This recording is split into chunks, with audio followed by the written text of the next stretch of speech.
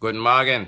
I don't know if you have had the pleasure of reading Werner Herzog's letter to his cleaning woman Rosalina, but my wife, she shared it with me, and thus I share it forward with you. If you don't know who Werner Herzog is, he's only the best director in the existence of existenceless. So,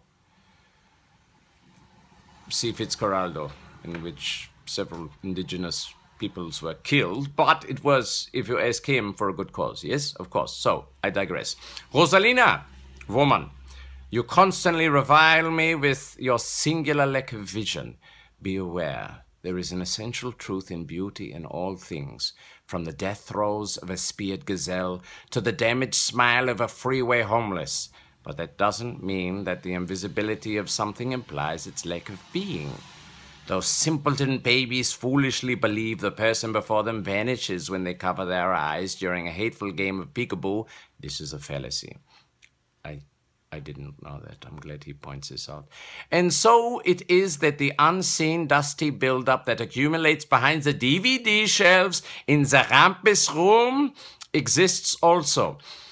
I don't have a Rampus room, but I want one now. I don't know what it is, but I suggest that we all go out and acquire a Rampus room. This is unacceptable.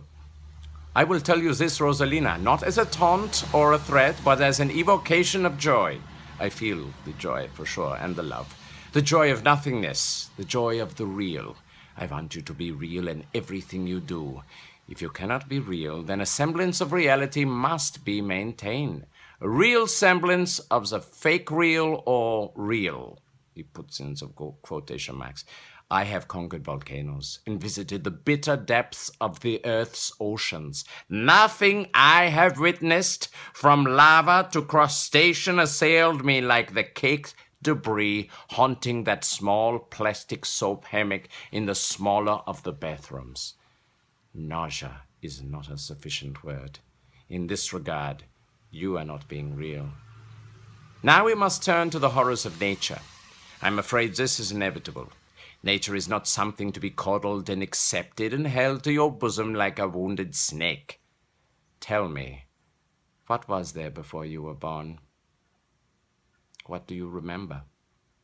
That is nature. Nature is a void, an emptiness, a vacuum. And speaking of vacuum, I'm not sure you're using the retractable nozzle correctly or applying the full weft setting when attending to the lush carpets of the den.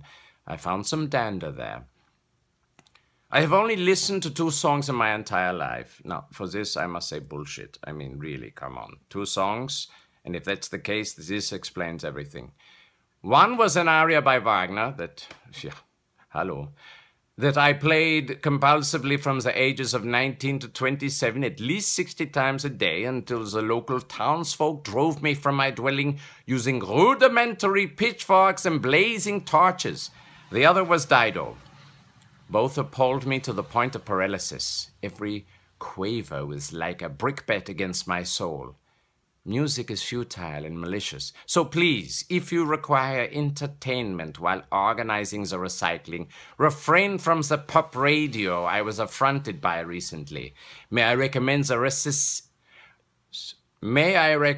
recitation of some sharp verse, perhaps Goethe or Schiller, or Shel Silverstein at a push. The situation regarding spoons remains unchanged. If I see one, I will kill it. That is all. Do not fail to think you are not the finest woman I have ever met. You are, and I am including on this list my mother and the wife of Brad Dourif. The second wife, not the one with the lip thing. Thank you for listening, and sorry if parts of this note were smudged.